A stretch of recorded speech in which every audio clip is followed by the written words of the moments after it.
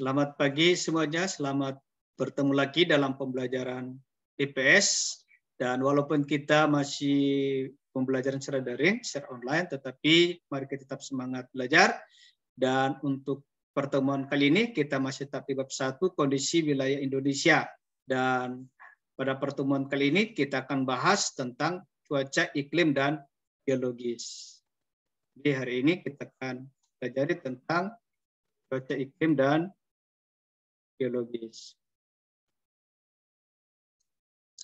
Cuaca dan iklim. Cuaca merupakan kondisi rata-rata udara di suatu wilayah yang relatif sempit dan dalam waktu yang singkat.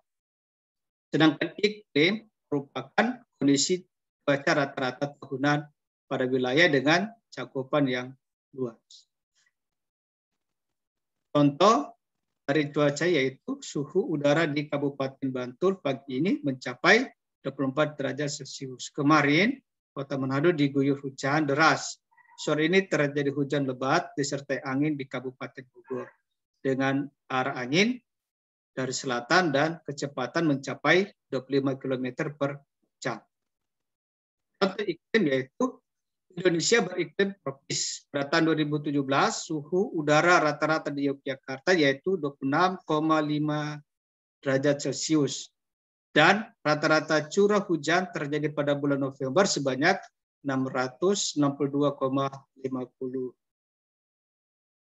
Indonesia memiliki iklim tropis yang terdiri dari 2 musim, yaitu musim hujan dan musim kemarau.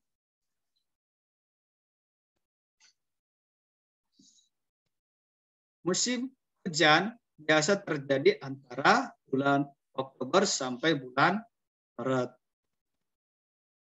Dan untuk musim kemarau terjadi antara bulan April sampai bulan September.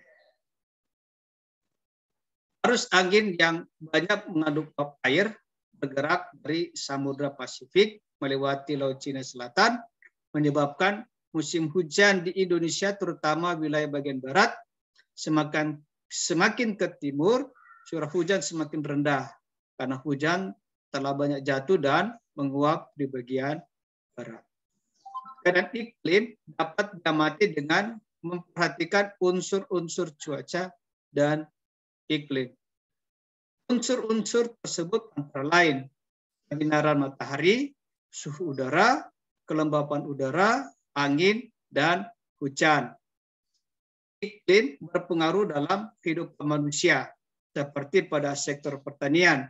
Tanaman tropis memiliki banyak varietas yang kaya akan hidrat arang, terutama tanaman bahan makanan pokok.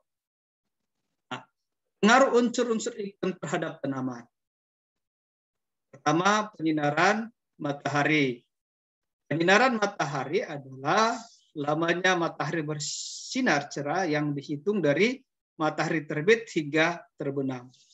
Lamanya penyinaran matahari dapat mempengaruhi fotosintesis tanaman dan dapat meningkatkan suhu udara. Yang kedua, suhu. Suhu merupakan derajat panas atau dingin yang diukur dengan skala tertentu. Pengaruh suhu terhadap tanaman yaitu mengurangi kadar air sehingga cenderung menjadi kering. Yang ketiga, kelembapan. Kelembapan udara adalah kemampuan udara dalam mengandung uap air. Tingkat kelembapan udara dipengaruhi kandungan jumlah uap air dalam udara. Pengaruh kelembapan udara terhadap tanaman yaitu membatasi hilangnya air. Yang keempat, angin. Angin adalah pergerakan alami udara yang sejajar dengan permukaan bumi. Faktor terjadinya angin yaitu perbedaan tekanan atmosfer dari satu tempat dengan tempat lainnya. Pengaruh angin terhadap tanaman yaitu membantu proses penyerbukan secara alami, mengurangi kadar air. Yang kelima, curah hujan. Curah hujan merupakan intensitas air hujan yang jatuh ke permukaan bumi akibat kondensasi selama periode waktu tertentu.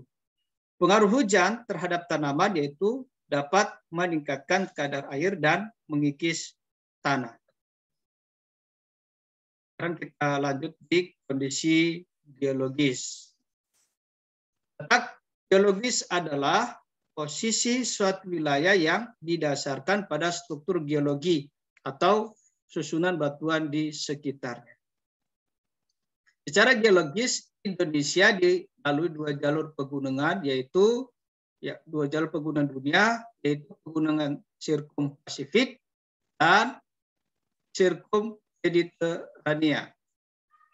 Letak tersebut menyebabkan Indonesia memiliki banyak gunung api yang aktif. Jalur pegunungan di Indonesia membentang dari ujung utara Sumatera, memanjang melalui pantai barat Sumatera, melewati Pulau Jawa, Nusa Tenggara, Banda, Sulawesi, dan Halmahera. Jumlah gunung aktif di Indonesia sebanyak 127 gunung api.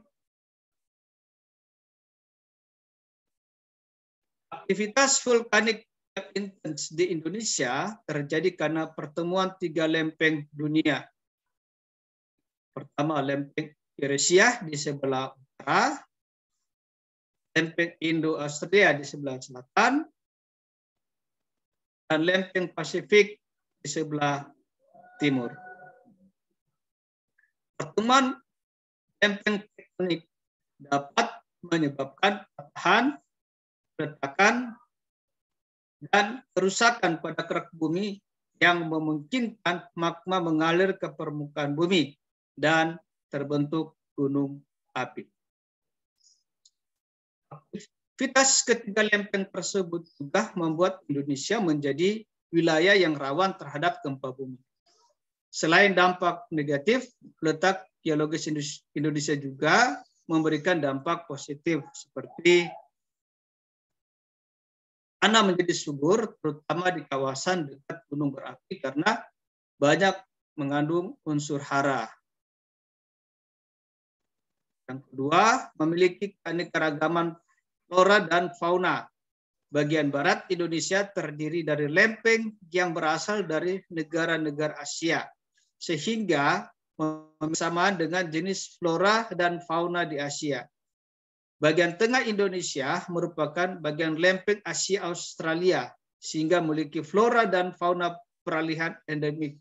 Sedangkan bagian timur Indonesia termasuk dalam kawasan lempeng Australia, sehingga memiliki flora dan fauna serupa dengan yang ada di benua Australia.